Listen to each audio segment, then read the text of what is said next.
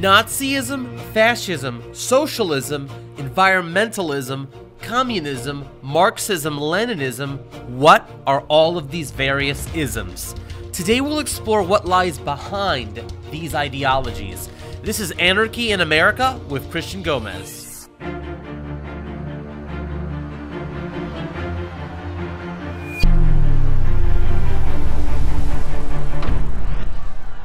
For those of you who have followed the John Birch Society since the 1960s, you may recall the film This is the John Birch Society, narrated by G. Edward Griffin.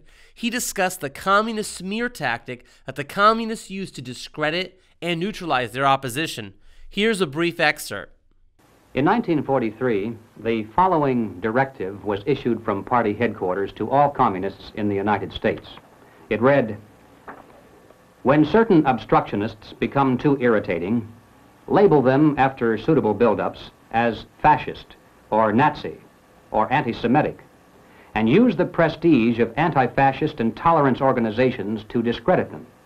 In the public mind, constantly associate those who oppose us with those names which already have a bad smell. The association will, after enough repetition, become fact in the public mind." Compare that to everything that's going on today. Joining us to discuss this and more is G. Edward Griffin. Mr. Griffin, thank you for being with us here today. Well, thank you for inviting me, Christian. It's really an honor to be here. It's an honor to speak with you, the legend himself, Mr. Griffin. So let's get right into it. From your personal experience and observation of studying Marxism-Leninism, what has been the most effective or dangerous communist smear tactic that you've observed? Well, I think it's the standard one that fits the Marxist-Leninist strategy, the one with the most punch to it in terms of the terrain, meaning in terms of the nationality or the geographical area where it's being used. And in America, it's racism. I think that they settled on that long ago when they wrote documents on it and held classes on it and published textbooks on it. So they figured that the best way to divide America was along racial lines. And so that has been the one they've used the most. But back in the early days, they weren't so easy about doing that because they hadn't gained much momentum on it. And like so many of these tactics, the first time they begin is kind of fresh. It's strange and people don't pay much attention to it. It's the repetition and the incessant repetition that gives it any kind of a authenticity because people hear it so often. I think it was Adolf Hitler, wasn't it, that said if you tell a lie often enough and repeat it enough times with enough emphasis, people will gradually just believe it because of the repetition. So I would say it was racism, and that's the one they still use. It's a fallback. In fact, when you see these Antifa and Black Lives Matter rallies, what are they always chanting? They're always chanting Black Lives Matter, Black Lives Matter, say her name, say his name, and of course we see them saying no Trump, no KKK, no fascist USA, incessantly like a broken record. And the more people hear that, some don't buy into it, fortunately, but others, they hear it so often that they take that as gospel truth. And this was the case back in the 60s also, wasn't it? Oh, definitely true. But as I said, that it was just beginning then, so it hadn't been heard quite so often.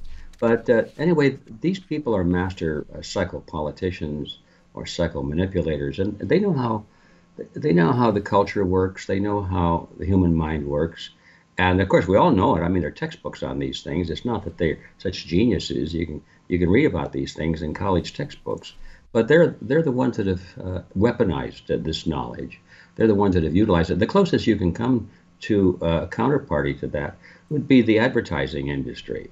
I mean, they use the same tactics. They just use slogans over and over and over again until finally it's so ingrained in the subconscious mind that people don't even question its validity, or they certainly don't remember where it came from. How has the communist smear tactic evolved over all these decades, especially with the role of technology and social media as it stands now? How has the smear tactic adapted itself to these modern technologies and means of communication? Well, I think you touched on it there, Christian. It's the modern technology, and that's the difference because two things have happened in that transition to modern technology. One is that the media has changed, I mean, back in the 60s, of course, there was television and there were radio and there were electronic and that kind of thing, and communications.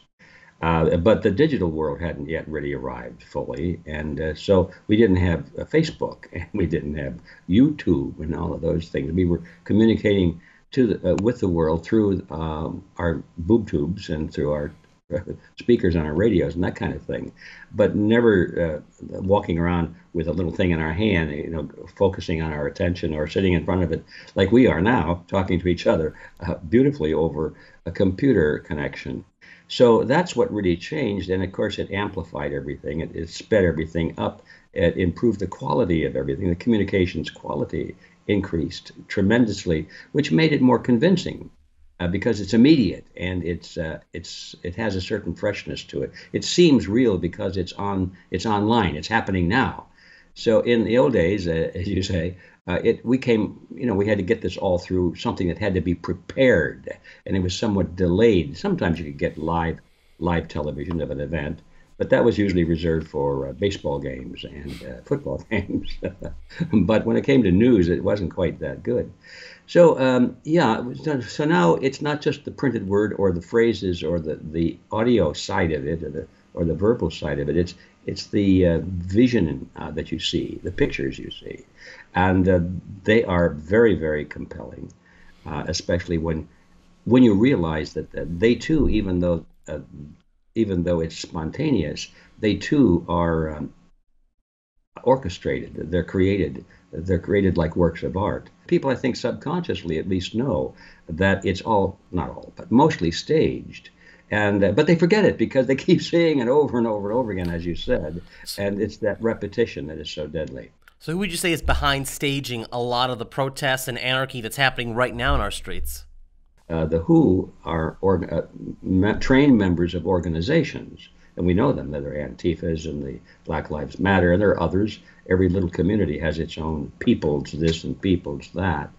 And so they're organizations, and the people in those organizations, I suppose, I'm going to guess, are probably made up of about 50% ideologues, the kids mostly, the idealistic young high school and college students who really have been influenced heavily by the slogans, and they're very influential. I mean, when I was young, I was influenced by slogans, like the typical, the classical Marxist-Leninist slogan, from each according to his ability, to each according to his need. Didn't that sound great, And fight against racism and war. Well, that sounds great. So, if you don't have much experience in life, and you haven't met too many con artists, you can start falling for that stuff real easily.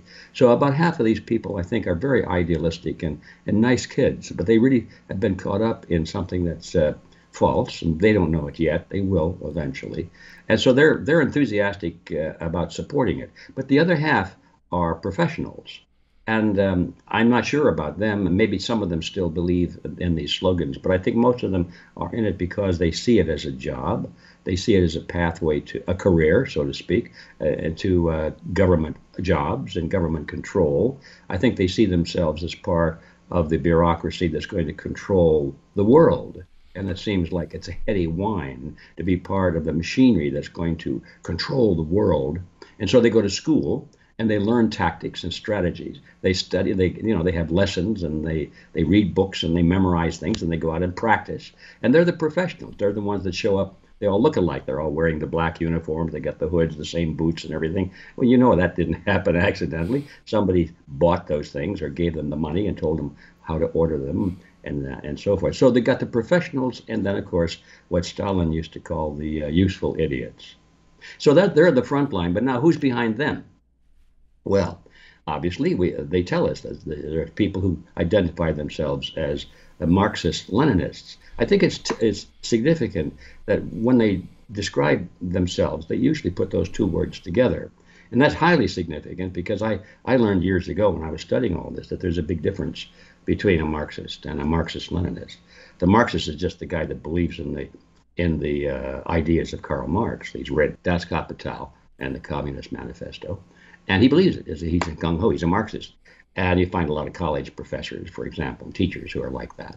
But the Marxist-Leninists are the people that go one step further. They've read the works of Vladimir Ilyich Lenin, and now he says something else. He says, okay, comrades, you can believe in Marxism all you want to, but our job is not to convince everybody of Marxism, but our job is to come to power. Our job is to seize control of the mechanisms of power. Our Inciting job world revolution. Revolution. Let's overthrow the governments. Let's kill people. Let's scare people. Let's take over, so we have the power then to execute our will, whether people believe in it or not. So would you say that Black Lives Matter and Antifa are Marxist-Leninist organizations, and how exactly do they fit into the whole Marxist-Leninist movement overall? Well, yes, I do. They themselves say that, I believe. I think if you dig deeply enough, you'll find the leaders of all of these organizations who speak quite fondly of Marxism-Leninism. That's not their primary slogan. Of course, they're out yelling against racism, war, and all that kind of thing. But yeah, when you get them off guard, they say, oh yeah, we believe in the overthrow of capitalism. The only solution to this is to change the system, bring about communism, and Marxism, they sometimes call it. So yeah, that's what's behind it. There's no question about that. But now let's go one step further. What's behind that? And this is where it gets murky and really interesting, and sometimes even our best friends are not aware of that. But if they'll stop and think for a minute, from the very beginning of all of this, the Bolshevik Revolution was financed by the wealthiest people in the world.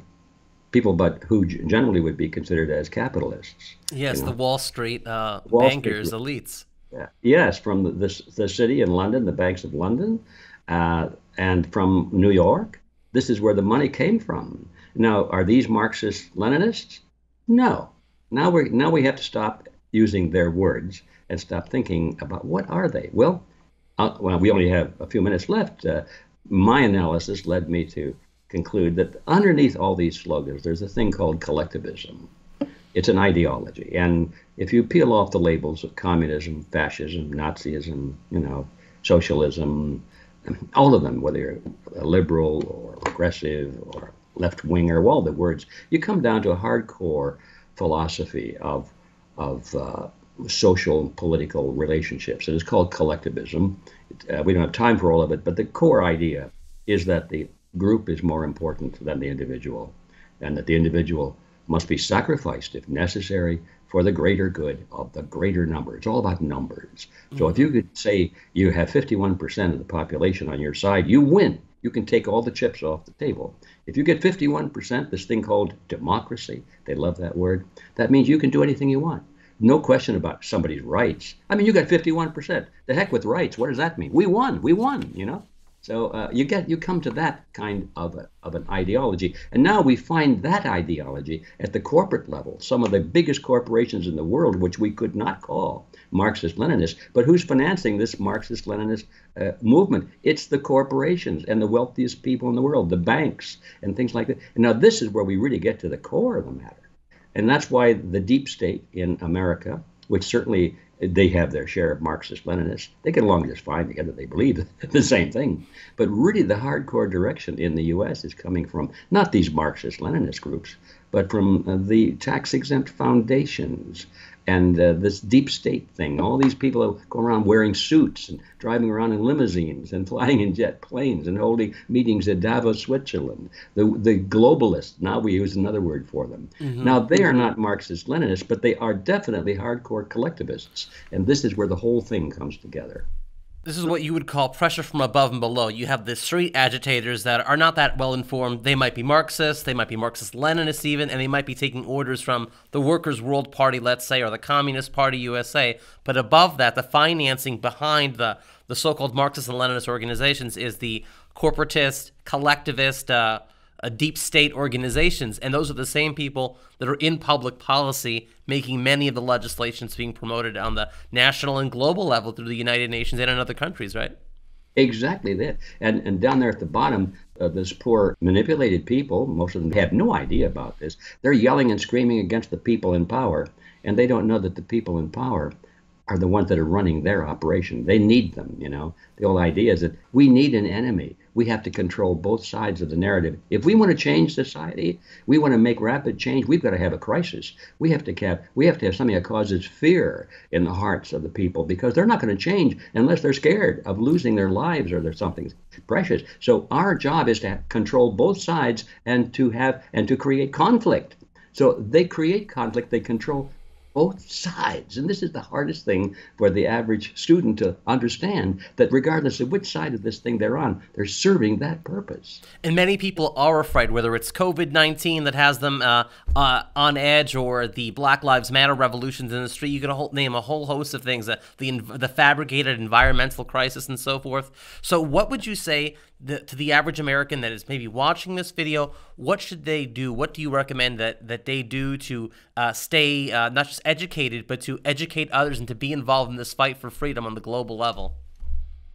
Well, you nailed it right there, Christian. The first step is to understand what's going on. If we fall for the false paradigm of left versus right, for example, if we fall for that, if we don't understand that these people control both sides of most narratives, if they look at the political system and they say, well, here's a good guy and there's a bad guy. How do we know he's a good guy? Well, because look at the bad guys. They all hate him, right? Therefore, he's a good guy. No, wait a minute. Look deeper than that. And you'll find out that usually both sides of this conflict are really moving in the same direction. So the first thing is people have to understand that. They have to clear the cobwebs out of their system, out of their brains, and understand, oh, this is trickier than I thought. It's not just a question of who you're going to vote for. You're going to be a Republican or a Democrat. No, no, no. You lose if that's as deep as you want to go. So the first thing is awareness, education. I hate the word education because it sounds so boring, but it's awareness at least. And without that, nothing happens. But with that, now the next step is you can't just say, well, I read a book and now I get it and so I win. No, no, no. Now you have to get these collectivists out of power, out of positions, because they own the guns, they own the weapons and the engines of coercion. They own the media. They control the school system. You know, they own the health system, and they're going to try and poke needles in all of us in a few months to dumb us down or make sure the population diminishes or whatever they have in mind. People have to be aware that we're in a battle for our very existence. And so that's the first step. And then they have to get active and do something about it. Thank you very much, Mr. Griffin. We're glad to have you today and share this information with us. Thank you so much. All right. Thanks for having me. G. Herbert Griffin is exactly right. Education and action are the double-edged sword needed to stop this menace of collectivism. The communist smear tactic is ultimately a collectivist tool to discredit and neutralize the opposition. We encourage you to watch This is the John Birch Society, then get involved by visiting jbs.org to become a member of the John Birch Society to help expose and defeat collectivism, the true heart of communism, Marxism-Leninism, and the deep state. God bless.